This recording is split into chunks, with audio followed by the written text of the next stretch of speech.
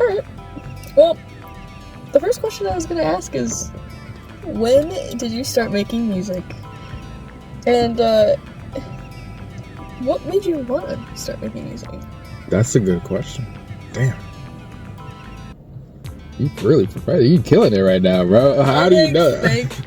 No, okay, well, I started making music, damn, I guess officially in technical terms,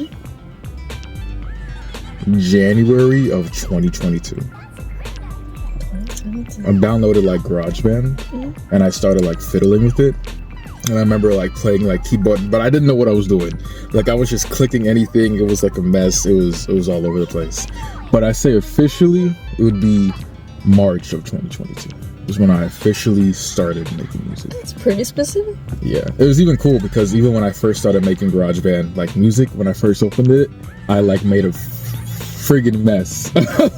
Whatever it was. That's how you have to start, isn't it? Exactly. You have to just make it the shittiest thing in the beginning, just so that you start at the bottom, make the worst at the bottom, and work your way up. Exactly. And I even like labeled it Genesis. I named it Genesis at the beginning.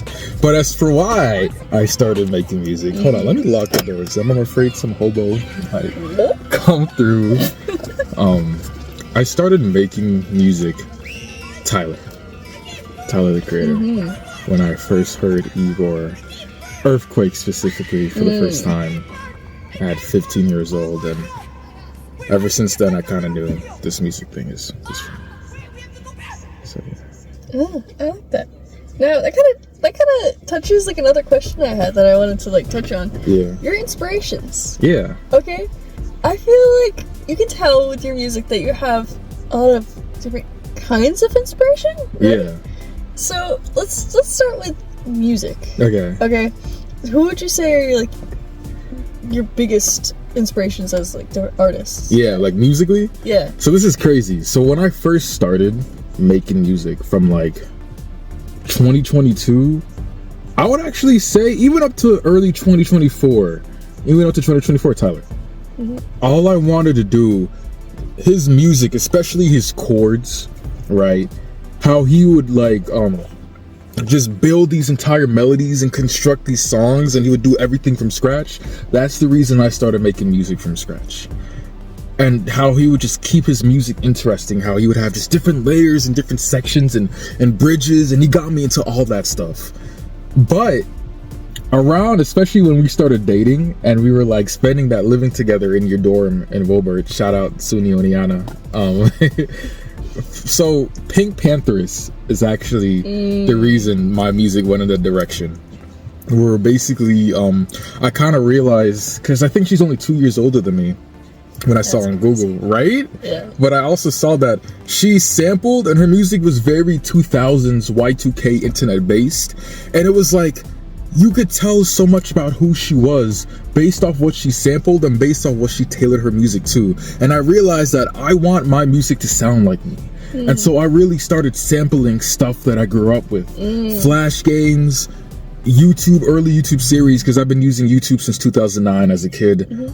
And video games especially, like things that make me who I am, my direction, is thanks to her. And of course, JPEG Mafia, obviously, with the way he's a genius with how he samples and flips things. So I would say those are musically, and of course the RZA, Wu-Tang. I love the RZA. We watched that show, Wu-Tang and American Saga together. I don't know, the RZA, to me, he's one of my favorite rappers, and he's such an amazing producer. So yeah, mainly those four. Yeah, okay, I like it. Wow, I'm surprised you're able to round it down to 4. Right? Like, there's so much at play here. And then there's also the whole, well, I don't know. I think it's just those 4 in general. Okay. Yeah. Let's keep going on inspiration. What about, are there other forms of inspiration besides music artists? Hell yeah. What other things kind of, what's your, Yeah, that's a good question. So Tommy, Tom, our friend, I met him. He's actually a large part of why I started producing as well. So like early college, my freshman year, I knew I wanted to make music by then, and I remember I started like trying to create raps in like 2020 and shit. I remember that Tom and I and Adam and I too, we were trying to like make music, and he was going to like produce it. We were going to like be a duo, but he kind of was doing his own thing with music, and he didn't really have time to help me produce and make my own. And so I was like, screw it, I want to start producing my own stuff. I don't want to wait on anybody. So, you know, he's part of the reason I actually went out of my way to get GarageBand. And when I came back from my junior year in 2024 of fall, we were working on this song together. And in order to kind of like build the environment or the atmosphere for the song, I noticed that he would sample, like, for example, there was this one part where he was talking about, you know, sipping weed and everything. And he basically sampled an audio of somebody pouring like liquid in a cup, and it kind of made me realize, like, yo, I can sample anything. Like, literally, I could sample whatever I think about, whatever my heart's content. So I gotta thank Tommy for that. I really do. Oh, heck yeah. So, you started producing all by yourself? All by myself. No tutorials, nothing. I literally was like, damn, what's like a free app or something on my phone or laptop that I can use to make music? Saw that GarageBand was like great with like Mac. I think I got it, and that was it. I just played with it, like from March. Yep, literally from March till went back when my laptop broke in July this year, 2025. I've just been messing and experimenting, no direction, nothing, just having fun with it. Seems like a lot of things break, you know, in one of your titles. You say something about your mic breaking? Yeah. Yo, my friggin', when I was finishing up 369, that album, literally the last song, 2 songs I had to record, or the last 3 or 4 songs, my mic broke. Like, it just, I don't know, it was a crappy Apple mic that I got off of Amazon. And then literally, as I was finishing Serendipity this year, all the tracks, everything was written out. The last day I was trying to record songs, my Mac was dying. The charger wasn't working. The battery wasn't charging. And so all this, at least half of Serendipity songs, because you know me, I be rushing. When it comes to my music, I was literally recording everything in one take. I barely even had time to like mix and master it. I had to, no. Which is impressive, one take and it, like, that's what you got? Yes. And you know I be screwing up with my rapping too. When I be trying to like rap things, especially one take. And the pressure to, you're trying to get it, yeah. For real. For friggin' real. I could have done it. It takes a while. And you know, you told me something too. You were like, you really want to see how my music would sound if I really took my time with it. Yeah. Right. So this is why, like, I've kind of fulfilled a lot of the goals I had for myself with Angelic the Caretaker. And so for the next year or two, I'm really just going to be taking my time with my music. I love to hear that. Thank you. That makes me happy and excited too, because I want to see what comes from that. Exactly. I want to see. Yeah, who knows? What if maybe rushing is kind of your thing? You don't know, but I think either way, it's gonna come out really well. I agree so much, and once I get this new laptop, maybe next week, maybe in a month from now, who knows? But we'll have to see it. I'll finally upgrade to Logic. You know, the topic of rushing when your music makes me think of something. When you decide that you're okay, this is it, I'm done, I'm gonna release it. Yeah. Are you always very happy with how you left each track, with like the state of it? Are you happy? Do you feel like that's, you know what I mean? Yeah. That's such a good question. I know I keep saying that, but like these are great questions. Yo, when I finish a track, so it depends. Back when I first started like producing, at least for like 2022 to 2023, so until after I finished Everywhere at the Start of Time, it would usually take me like an hour or 2 to work on a song. And once I'm finished with it, I will like say this is like the best thing I've ever created, and I'll be done with it. And then I'll also do things like in order to, and so somewhere along the point, I think before Everywhere at the Start of Time, I'll finish a track and it will sound great on headphones because I'll usually connect my wired headphones to my laptop. But then when I play it on my phone or my mom's speaker, like in our living room in our apartment, it would sound like Cheeks. Like, it wouldn't, like, the mixing and mastering would be off. So I'd usually spend time tinkering back and forth to make sure it comes out the way I want it to come out. But yeah, and then I would usually, when I was done with those songs in those time period, I'll usually be done with it.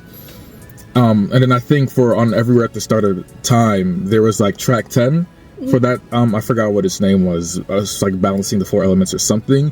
That was the longest I've ever spent on a song. Wow. Like 3 days, just doing the different parts and everything. However, especially around 2024, that's where I started doing songs and I started not finishing a lot of songs. And I'll work on it and I'll be done with it, and I just won't get back to it. And so it's always super cool too. And I'm usually somebody who really never goes back. Once I start something, if I don't finish it, oh well. But then sometimes I would go through my files and I would hear a song and I'll be like, oh, this sounds really great. Why didn't I finish it? And I'll go back and finish it.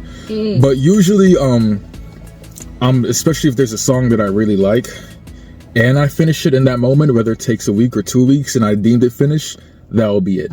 And when it's time for album rollout, I'll basically just cut down which songs I like, which songs I feel like the most impressive, and I'll just try to put it into the right order to see what would go for the album and what won't. Yeah. Speaking of order, that was another thing I wanted to touch on. How do you decide the order of your song, like the track order, for each of your projects? Yeah. Like, how is it all very, purposeful? Like, there's a reason behind it? Yeah. Is it very strategic, or are there, maybe there's projects where it is strategic and projects where it's not as much? Like, Yeah. What would you say? So yeah, everything I do, I have a purpose with. I'm an overthinker. Even when it comes to rapping, I cannot freestyle. I am not a freestyle rapper. I am terrible at freestyling. When I make things, I've tried to just rap and just rhyme things and word it all together, but that's just not me at my core. I want to leave a message. I want my music to convey something to people, lyrically and with my production. So yeah, when it comes to my production, everything has a meaning. Like, even on 369, for example, the first 3 tracks, they had multiple parts. They consisted of multiple parts. They had intros, outros, they had different sections, alternative sections, outros for the first 3 tracks. Then the tracks 4, 5, and 6 was a little different. They were pretty repetitive, where I'll just keep the same song, the same thing, and maybe we'll have like a chorus. So it'd have like a chorus, rapping, chorus, and I'll leave it like that. And then 7, 8, 9, and 10, 11, 12, the rest for the other half, I kind of have fun with it. So yeah, everything has its purpose, and I need my tracks to blend in together. I'll usually have a theme or a topic for the album, but when it comes musically, I need everything. So basically, I listen, and I know I'm like going on, like rambling, but I listen to like a lot of, because we're Caribbean, I come from a Caribbean household, and so my family, they, especially at least my mom, on my mom's side, because I'm half Caribbean, half African, but on my mom's side, she's Caribbean, we listen to a lot of the radio, or listen to a lot of CDs where they'll play like a lot of Jamaican music and reggae music, and songs will always like blend into each other. The same thing on hip-hop radios. They play a song and they're like pew, pew, pew, pew, pew, the sound effects, and always blend to one song. So I need my song sonically to be cohesive. I need it to blend. I need it to make sense, which is why 369 was so dope for me, because like I even remember when I had you listening to it in its early stages and you were kind of having trouble figuring out when a song begins and a song ends. Yes. Right? It was like one endless dream. No, because I was just listening. I was just listening. I wasn't looking at anything really. I was just taking it all in. Exactly. And I feel like that's, your works are good for that. You just sit there, listen, and try to hear everything. I appreciate it. Even with Everywhere at the Start of Time, for that project, you would have first tracks 1 and 2, and then you'll have an instrumental which wrapped it all up together. Tracks 4 and 5, and then an instrumental that would wrap it up together, and they'll be connected. And then, of course, my favorite leg of the section is track 7 and 8, which were 2-part stories, and they had 2 parts to them too, so they followed the same pattern. And then track 9, which wrapped them up together. And those 3 tracks all talked about a storyline between myself and the people I was around with that time.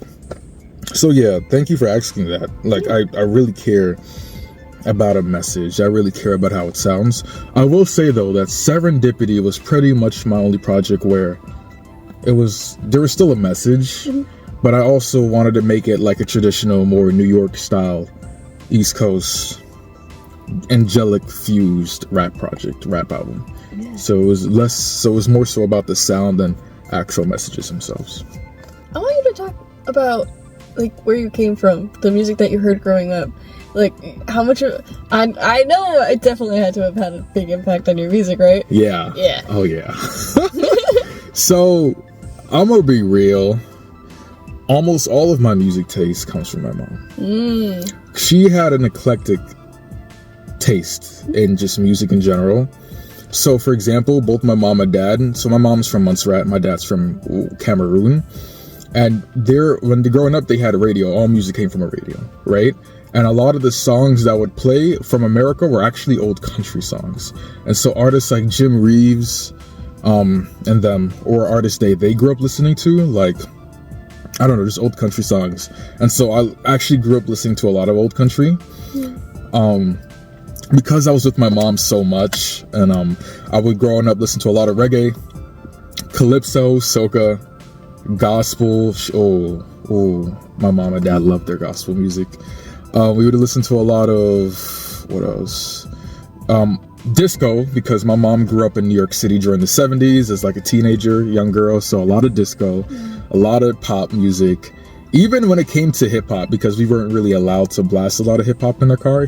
My parents were really strict, a lot of the old school. But when it came to any form of rap, she would play a lot of the 70s, late 70s to early 80s. So Gangsta Rapper's Delight, a lot of Curtis Blow, brakes on the brakes on the brakes to make you a superstar. We would hear a lot of Treacherous D. We're the Treacherous D. Boom, boom, boom, boom, boom, boom, boom, boom, boom, boom, boom, boom, boom.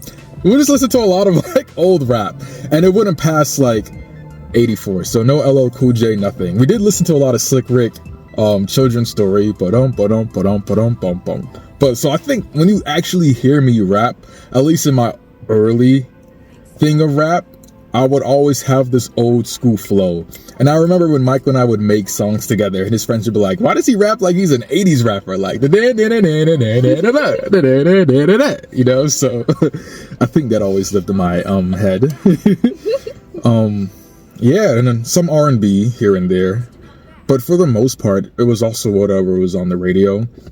We also listened to the Steve Harvey morning show, like every morning. So a lot of that Quiet Storm music, especially at night too. A lot of that R&B, Usher, all that. We kind of listened to everything. So I was thankful. And then on my dad's side, even though we weren't around him as much when I was younger, a lot of Makossa. It's like this West African, maybe Central African, but I think West African music genre. Just fast percussion, these plucky, flary guitars, strings, and funky, funny bass lines. But yeah, that was a lot of the music I grew up listening to. A lot of the old stuff. And it was all over the place, so it was super enjoyable. And I think maybe that's also another reason why I like a lot of bassy stuff, because all I was listening to was black music and black diaspora music. Like rock and roll was not a thing I heard until I came to college for the first time. Oh yeah. That had to be something to keep it too. And I really couldn't get with rock, and I still have trouble getting with it. And I kind of realized, even when I went to a lot of like the live shows, my friend Tommy and my friends used to play, and I realized with a lot of rock, they really lower the bass. So a lot of the music I listen to, if it's Caribbean music, the bass kind of takes the center stage, and the music follows it. If it's Black American music, there's still a prevalent bass line. It's usually drums and pretty chords, but there's still a bass line. They just know how to utilize it in a really funky and useful way. But for like a lot of rock, it's like they lower it. You can barely hear it over the guitar and sometimes the drums, which is dope. So yeah. And it's just a lot of noise for rock, which I'm not really a fan of. What genres would you say that your music fits into? Fits into, that's tough. So one thing I kind of forgot to mention, a lot of the music that I grew up listening to was also video game music. I love video games, I talk about it all the time. Oh yeah. Video games are my favorite thing to sample. when people always talk about crate digging, man, all I do is just go back to the 4th, 5th, and sometimes 6th generation of games, listen to the soundtrack, watch let's plays, long plays on it, and I found my baby. So I would definitely consider my music probably cloud rap. Probably cloud rap, which is funny because I didn't grow up listening to cloud rap, but I really, something about that reverb heavy, bass heavy, atmospheric. Oh, cloud rap drives me crazy. Yeah. I think I would say I do cloud rap. Maybe traditional New York hip hop. I like boom bap a lot. That smoky drums, the sharp snares. I love that. So definitely more East Coast than West Coast. Yeah, definitely more East Coast or traditionally East Coast centric. Yeah, is my thing. And I need those low ends. I need that EQ. I need that bass rumbling. I need that thing shaking your soul. I need that. I love some good bass. Definitely. How do you think your sound has changed, or like, you know, how your music has sounded? Yeah. How it's improved? Yeah. Just overall sound. How do you think it has grown or changed from your earlier projects to your most recent? So I'll definitely level that up based on the 3 main mixtapes I released, my Powerpuff Girls, right? We have Everywhere at the Start of Time, which I actually think if you look at it on a technical level, and I wish that project got more love, it's kind of nuts. Because I have like these drum tracks that I use that GarageBand gives me, so I use a lot of their drum kits. I have like synths and synths on synths. Bells, right? I have like synths playing their own melodies. So for example, one of my favorite tracks is Partners in Crime, and I basically started off that track with 1 2 3 4 or 5 piano chords. So 1 2 3 4 5 1 2 3 4 5, and then I go up 1 2 3 4 5 1 2 3 4 5. And that's the main melody. And I'll use synths and like bells to kind of build it up, and I'll have like a lot of layers. And then I'll also have a bass line doing its own counter melody. So it goes with the 1 2 3 4 5 6 1 2 3 4, and at the same time it's not even really a counter melody. It's like harmony. It goes with the main melody that I have. At the same time, I have a bridge that switches it up. So it's still kind of using that same melody, but it has its own section. Like 1 2 3 1 2 3 4 5 6. There's just so much going on. And then once I'm done with that section, the whole thing plays again. And then I switch it to a second part of the song. I have a transition, and then after the transition we have the next part, which is just the same similar chords from section 1, and I just basically rearrange that chords and maybe change the octave, and I build on that. And so I really would say there's like a maximum, like a maximus, I think was the word is, the term, whatever you use for it. It's just a lot of sound. I like atmosphere. I need I need the mix to sound like it's being full entirely. 369 took that philosophy, but instead of making songs from scratch, I would sample, and I would use multiple samples. So I would take a drum sample from like a funk song. I would take like a main video game chorus or like a main video game sample, something chiptune. And then I'll go to like these soul songs, and I'll take vocal snippets and acapella, and I'll separate them on like pitch filter, some free thing online, and then I will use that instead to kind of build upon it. And so they're like, for example, that track Alchemist or Alchemy, or on the YouTube version I sing, you know I'll always care for you, but then I also removed a lot of those vocals on GarageBand, where it's a lot of things. There's like Mariah Takuchi from Plastic Love, Amy Winehouse going in the bottom, Five Nights at Freddy's Alchemist Fantasy being the main melody. We have friggin' sonic rings. We have this drum pattern. There's just chaos. There's all these things going on, but it all blends together. Serendipity was really the first time I took a step back, and I realized, yo, I'm not going to make everything, like the mix is still going to feel full because I'm going to use reverb and bass, but it was really the first time I have a simple sample, vocal snippets over it, drums. That was it. and maybe I'll take the same song and I'll like cut it up if I wanted to have like a second section, because I hate when music sounds boring. I hate when things loop. And then maybe I'll even add some synths, like on track 7, Money Malaria. Like I'll add some pixel or chiptune, bit crushed synths here and there. I add my own synth bass drums, and that's it. But Serendipity was kind of me just kind of getting more simple and realizing not everything has to be over the top in order for it to sound good. I like that. Thank you. What? Nothing. I appreciate that. I really do. I really appreciate that. What is your overall favorite project? Like,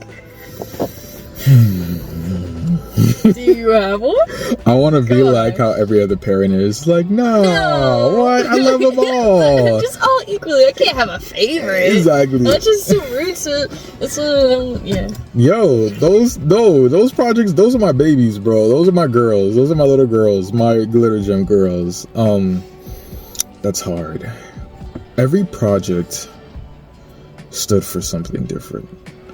I feel like Everywhere at the Start of Time, especially nostalgic, because it's like, what, 2 years since I released that? I'm looking at that one way more fondly.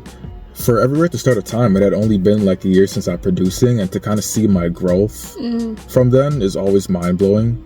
I'm always shocked by just how really complex a lot of the songs were, and how much passion and love. Like, when I released Everywhere at the Start of Time, I was on GarageBand almost every single day. There wasn't a day where I wasn't on it for that full year, from 2022 to 2023. So I love it because of how new it was and how well I think it sounded. When I like look at artists to compare myself at, I look at Tyler the Creator and how he released Bastard at like 17, 18. I released that project at 19, I think. No, I turned 19. Oh my God, what, really? Oh my God, yeah, I was 18 when I was working on that. And I released it when I turned 19, because I love releasing all my projects on my birthday. And kind of comparing it to Bastard, it's just kind of crazy seeing how far I've come. At the same time, 369, so I think Everywhere at the Start of Time is going to be the underrated one. I think that's the one everybody's going to kind of overlook. 369, I think, is the one everybody will love. And it's 369. I made it with one of the happiest times of my life, literally staying with you, Doreen in Wilbury, living with you. It was magical. And I feel like a lot of that magic reflected on that album. It was just such a magical time. I still think if you want to know who I am as a person, listen to that album. It's just everything I love. And while there are actually some tracks on there, I do think, though, compared to my other projects, 369 has some of my least favorite tracks. I think it has some of my most impressive tracks, with track 4 and track 3. And track 5 was one of my favorite tracks of all time, DreamCon. So it has high highs, and I also think it has my lowest lows with 369. But track 4 is not my favorite. Track 7 really isn't my favorite. Track 8 isn't my favorite. But they're still pretty impressive in its own right. Serendipity, I'm mixed on, really. And I think that's the one people really aren't going to like that. Or the one people are going to be like, it's alright. Serendipity is a tough one. I really do like that album, like track 7. And I do think that Serendipity has some of my most technically impressive. Like, I made good, amazing, beautiful rap songs with that. At the same time, though, the EP, because all my albums, they come with EPs. So 369 came with Kumquat Jammers. Everywhere at the Start of Time came with Angelic the Caretaker. Serendipity has my favorite EP, which is Hold That Commandments, what we were actually listening to before doing this. And all my, I don't know, it's just day and night, so... yeah, I think that's the best answer, but I don't know. Serendipity in itself, it has some impressive things. And it was kind of really me I took more chances with Serendipity than I did 369. I'll say that. I'm going to literally avoid work and spend all my time editing this shit. No. Alright, come on. Hey, Angelic. Would you say that sometimes you kind of, scrap everything else going on and get lost in the sauce. Lost in the sauce. Yeah. Yes. Yeah. Yeah. Yeah. Do you love your music? I love my music. My music is love your craft. it's killing me because for Serendipity I had such a artist block. Like it was the least amount of music I've ever produced in that time span from 2024 to 2025. I wasn't finishing songs. That's why there were so many friggin' demos for the Serendipity demos thing I just released today. There was so many demos. I just couldn't finish it. There's plenty on there that I really think should have made it on there. I know. Well, I don't know what you're calling it, but that one song, you know what I'm talking about. You know how it ends. Yes. That's by something. Toby Keith. Oh, that country song. Yeah. I don't know. There's a couple I'm just like, how did that not make it? I don't know. I just didn't think they sounded good, and I didn't think they would have meshed well with the album. But no, for real. I think a wild card would have been nice. You're right. And that's another thing with Serendipity. I really played it safe. I really played it safe with Serendipity. And that's what I'm a little afraid of, people thinking all the tracks sound the same. I've had friends, because I've had people like listen to some of the scratches, even you, and a lot of people are like, yo, it sounds pretty nice. They all blend well together.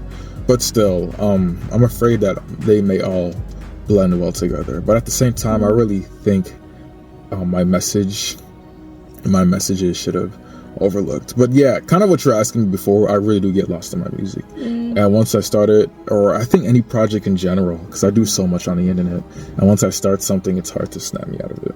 Yeah, I feel like you're always in some way, shape, or form just like working on it. You're, like, your mind's working on your flow, you're writing down all these bars, man. You know, you're singing stuff, you're hearing songs, and you're like, oh, I gotta write this down because I gotta sample this. Yes, bro.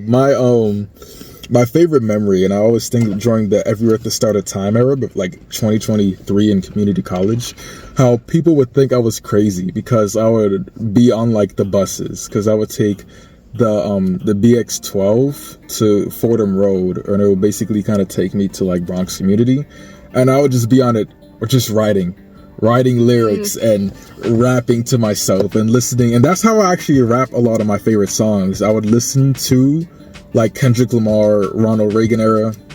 I would listen to like a lot of Wu-Tang, like It's Yours or whatever, and I would hear those songs and I would write my own lyrics, and I would basically remix or reuse those lyrics from my own stuff. I want you to go deeper into like your rapping, your flow, wherever you want to say it as. Okay, there's general inspiration, right? Yeah. But I feel like there's gotta be specific, whether it be songs, artists, like albums, EP, whatever it may be. Yeah. Come on, talk. What? How did you get to where you are with that? Yeah. Okay, you're right. So there are a lot of rappers that I enjoy, but these rappers are the rappers who taught me how to rap. First is Mos Def. My favorite rapper of all time. Something about, he's not even Jamaican. I always thought that he was like Caribbean too, but he's not even. He's American. But I guess because he was born and raised in Brooklyn, and there's like a huge Caribbean influence in New York. But Mos Def, the way he spits, like especially how Redefinition, that song with him and Talib Kweli. Oh my goodness. Yo, Mos Def's flow lives in my head. Like even one of my songs, like no need to boast that I'm better than most definitely I'm a star no matter barriers or coast. Any era that I reach a mirror evident will beats. Remember slugging in them darts, evidently it ain't close. Mos Def, oh my gosh, all day every day. Biggie Smalls is another one where I just love how he sounds, how he brings words together. The O when he raps. Like on my song King, I was like, a brick to a road when I chop and reload. I'm down bad, I'm low, down bad, low bad, I'm low fly bad to the bone, blow load, something like that. Biggie. A$AP Rocky is another rapper who taught me how to rap. A lot of his flows. I think of that one song we were just listening to today. Brother Man, Godspeed, Speed of Light, 6 leather lightning on my 6-speed bike. A$AP Rocky's another one. What's it called? Rock Him. I really like the way he raps too. On that song, from the EP, Kumquat Jammers, track 7. I'm too passive. I come deep. I'm running clean, but dream of action like I'm actually active. Like a flash of magic, I'm reviving passion, passing on my every act, slack cutting the fabric that I'm made of. So definitely rock him. Who else? Jay-Z. Oh man, Jay-Z is friggin' hilarious. Like, if you actually like just listen to what he's saying, yo, Jay-Z is a funny rapper, and sometimes his raps aren't even overly complex, but the way he says it, how he gets it down, how witty he is, I love Jay-Z. No, you definitely opened my eyes. So, like, it's gonna be like Kendrick, like, just like... Yes, and you just said it right now. Oh, okay, first the Wu-Tang Clan. Wu-Tang, they're some of the best rappers of all time. Nope, nobody's touching Wu-Tang. Especially the RZA, and how he just be rapping. Oh my gosh, RZA's hilarious. I just love how nerdy and how complex and how just so much information is just like jam-packed into his rhymes. But yes, Kendrick Lamar, I think, is the greatest rapper of all time. Not just for his lyrics, his imagery, his symbols, the messages, every era that he has. Kendrick also taught me how to rap. And the Ronald Reagan song, besides Tyler's VCR Wheels for Production or JPEG Mafia's What Kind of Rappin' Is This for Production, Ronald Reagan is my favorite song from Kendrick of all time. The amount of like raps I've written to that song is unprecedented. So yeah, those are my rappers. Wow. Greatest of all time. Yes, Kendrick. We've heard it here. Right. What % of your music would you say that you use samples in? Like, you sample. How much of it is samples from scrap? You made it. Yeah. Man, that's a good question. At least 60% now. I think at the beginning, yeah, the real change was 2023 to 2024 is when I started sampling, but before almost all of it was from scratch. But nowadays I sample everything. And it's so exciting where you can just kind of sample. Like, I love sampling so much because you can really just turn something into something completely different. Like, there's just so much control in it. Yeah. Why did you just say yeah? But yeah, like almost all of my music is like, nowadays it's sampled, although I definitely want to get back into scratch again. Yeah. So we can expect more of that in the future of Angelic? Most definitely. I like to hear it. So we've kind of had the conversation we've talked about how some artists, when they sample, they quote unquote make love to the sample, or some of them, it's a better way to say this, they're rougher with it. Yeah. They really, yeah. So would you say, which one of those would you say that you are? Oh man. What's your language with this sampling? So yeah, I love that. When it comes to JPEG Mafia and Tyler, and listen, they're like my two yin and yang when it comes to music. I love them both, but I realized that Tyler a lot of the times makes loves to his samples, and JPEG he rams it. Like, he's hardcore with it. And when Tyler makes love, he'll have a sample, but he'll add melodies. He'll have like just chords and synths. He'll build on it. He'll build a bridge. A Boy is a Gun is one song that comes to mind. Whereas JPEG Mafia, he will chop it, he will flip it, he will cut it, he will pitch it, he will do whatever he can with those samples. He's just hardcore with it. I would definitely say though that it's harder for me to make love to a sample rather than F it. Sing it. Simple and plain. It is harder for me to do that. I think it's super satisfying too. I don't think I'm at that skill level yet where I can make my own A Boy Is a Gun. I still think I have a lot of growing to do with that. But one day I will. And I will definitely, like, even that track, Money Malaria, was kind of my way on making love to a sample, but I feel like I can do better. I feel like I can do better with that. You're challenging yourself. Yeah. Alright.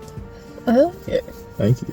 All these goals and expectations for yourself, like, there's way more to come, and exactly. I just know there's gonna be all this, like, there's been so much growth from, your very first project to now. Yeah. Wow, what's to come is gonna be something, like. Thank you so much. There is so much growth. Even when you come back and we listen to my old music, and we're like, Jesus. No, because it is not a straight line. Yeah. There's like the production with your rapping, everything, like, it just come a long way. So the fact that you can say, or I can say, and somebody like myself who has listened to your music can say that you haven't gone in a straight line and you've actually just been consistently going up.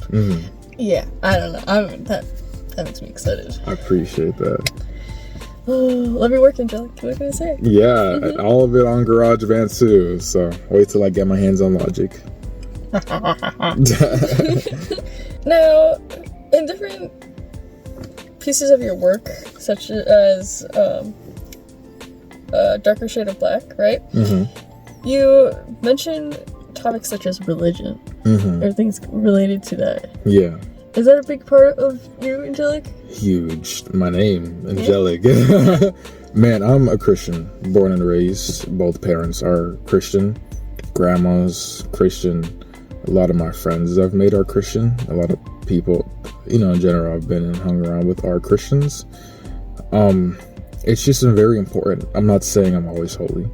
I don't always align my thoughts or actions with that of God, but every day I try to be as Christian or as closer to God as I can be. So there's a lot of work being done with that. But yeah, and I also think about, when I'm making music, it's not just me who's hearing this. I also think about my parents and the people I've grown up with in the church and my community and what they're going to be hearing with them. And so I try my best. Speaking of that, we were just also listening to, which one was it? Balance? Yes, track 7. Yeah.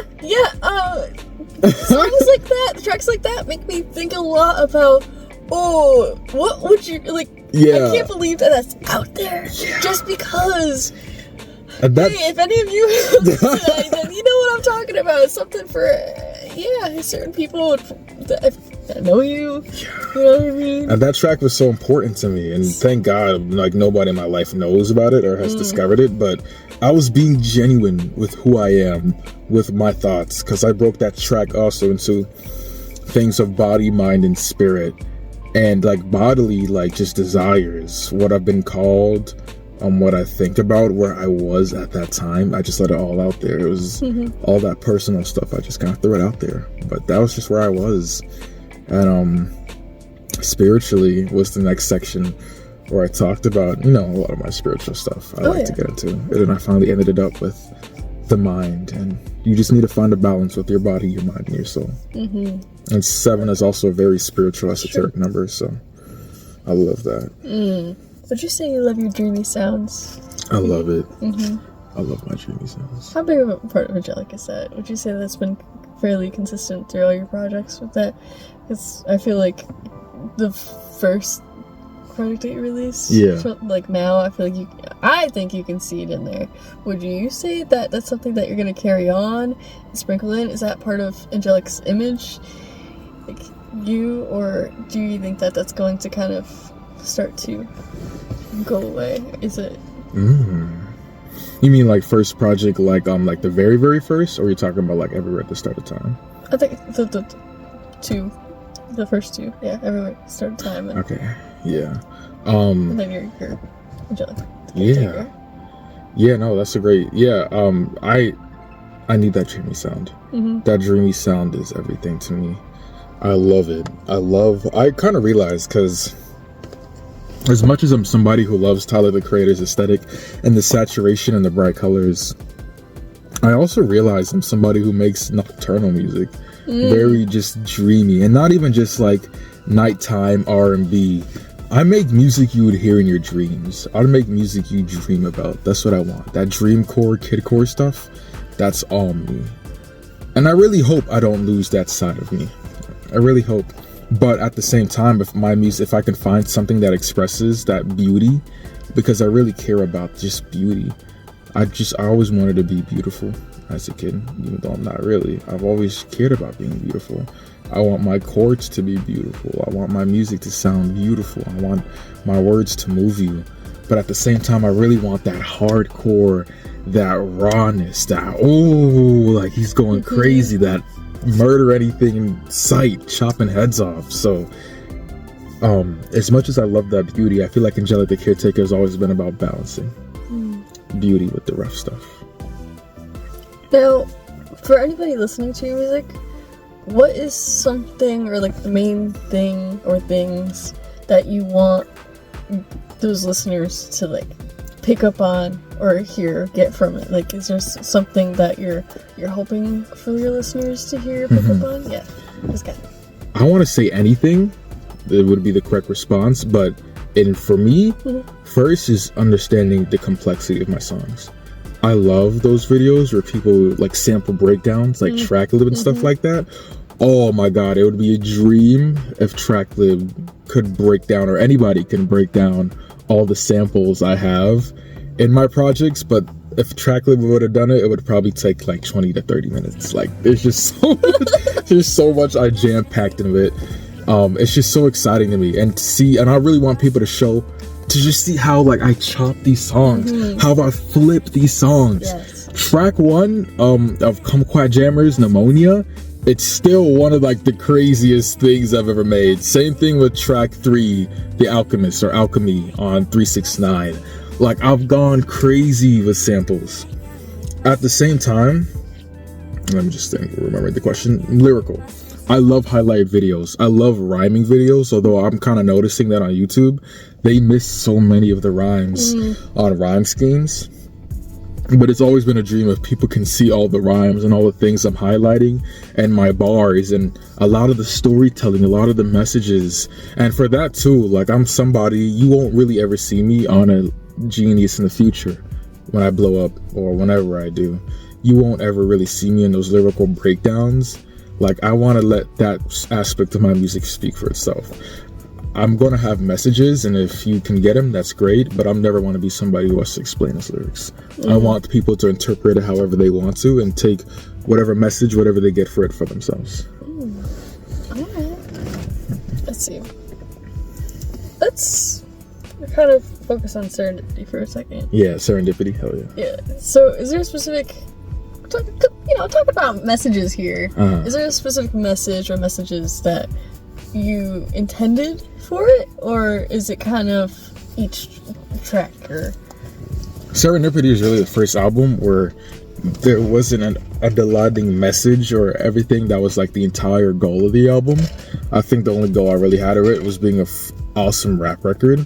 But like, one of my favorite messages was kind of like the balancing of a lot of Eurocentric and Afrocentric ideals or ways of living. I always think of that track Sand and Snow and how I kind of really balance those two worlds. There's like a lot of conflict in our country right now. There's always been tons of conflict in our country, especially with the different sides. And I think both sides are like yin and yang, and they bring so much value, not to each other, but to the entire world. I'm talking melody and rhythm with percussion, like melody and rhythm or percussion and strings. The whole idea of harmony and structured music versus improv. I can't even speak. I can't English. yeah, okay. Right? With like just bass. The whole thing of lightness and light skin and paleness and colored hair versus like the coily, dark and rich and melanin flavored. So I don't know, just kind of talking about the differences in two and how they live and why they fit so well together like a puzzle.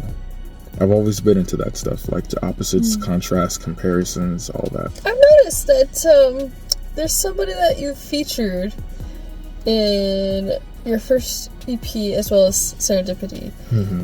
Now, is there any significance or pattern or reason behind this? Yeah, that's my little brother, TYB Mike. Shout out to him. He's doing his own thing with music.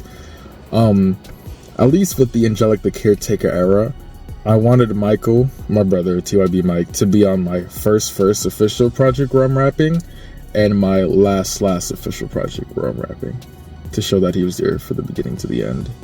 And it also kind of just shows not really his growth, but like just like he was 15 years old when he was spitting the bars he did on track 3 of the EP. What was it called? Angelic the Caretaker. Yeah, self-titled. Technically track 4, but I don't know if I have that song up yet on streaming, but I'll say track 3.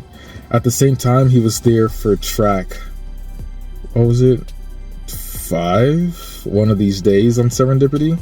And so, yeah, I don't know, just showing my little brother, having him rap. He's going to make music, and we are very much going to be affiliated in the future.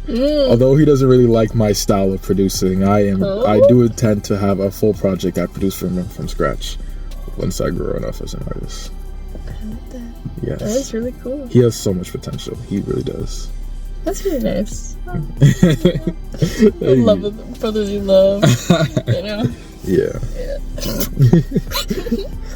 Your cover art. Okay. Now, as you call it, 369. Yeah. Right? Where did the inspiration come from for this stick figure with a crown? Like, you know, these colors. And now, what was the vision for this? Yeah, so some of my like all-time favorite colors are like the Nintendo colors, or just kind of the natural colors people use for almost everything, at least in the West. Red, blue, green, yellow. That was the theme of 2024 with Serendipity and Kumquat Jammers. It's just childhood, it's just youthfulness. With that Serendipity cover, I just kind of wanted it to be me. And I felt like at this core, that's who I am. Just a simple ass stick figure made of all those colors, still wearing the crown on his head. Ego. And I wanted something that was very like stylized. Right? I really wanted something that was stylized. I wanted something that was just stylized art. Just simple, straight to the point. Something that was just, I don't know, I feel like it spoke way more than any magnificent art piece could. And I feel like it also would at the same time been super attention grabbing. Like just seeing that shitty ass drawing. Wow. And being like, what is this? And then, oh, okay. Like the cover may look so simple and minimalist, but then when you listen to the actual album, you're like, whoa, there's so much going on here. The cover tricked me. So yeah. I like it. Like contrast. Yeah. Works versus the yes, visuals. Okay. Overall, looking at all of your cover art, is there something here? Like I see a little pattern here. It's fairly colorful. Yes, yes, I love color. I need color in everything. This is even before the Tyler influence.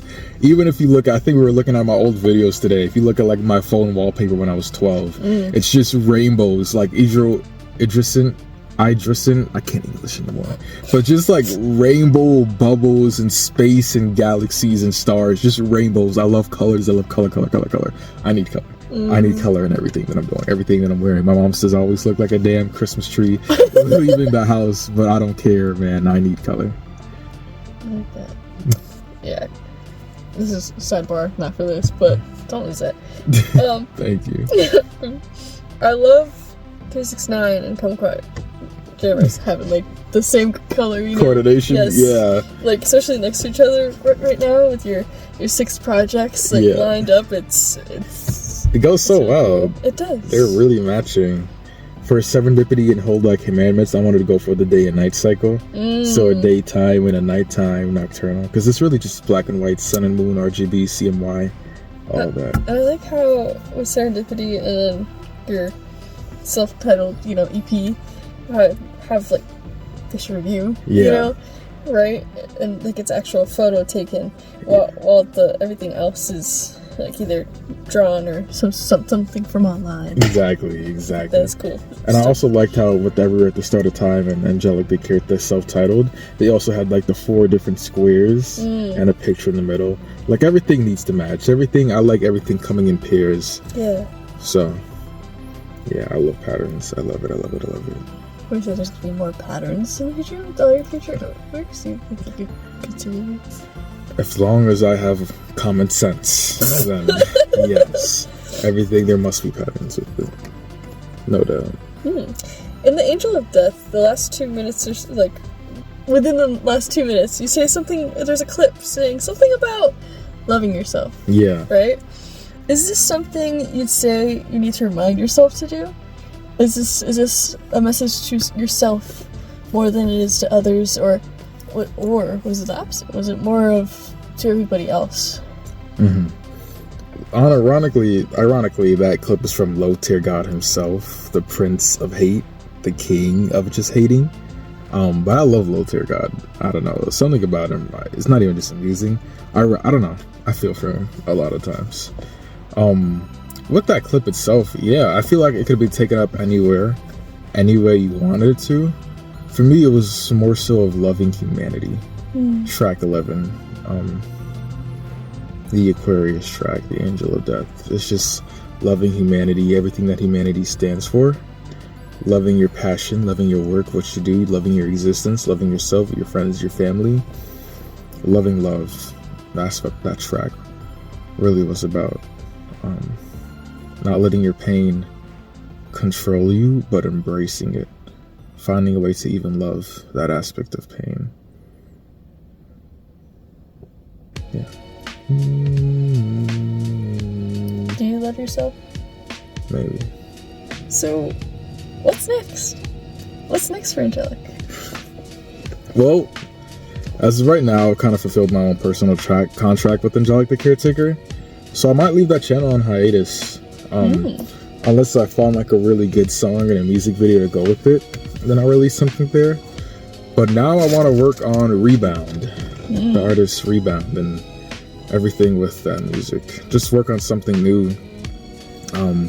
Just take my time with my music and getting better at fleshing out concepts and ideas. Just growing,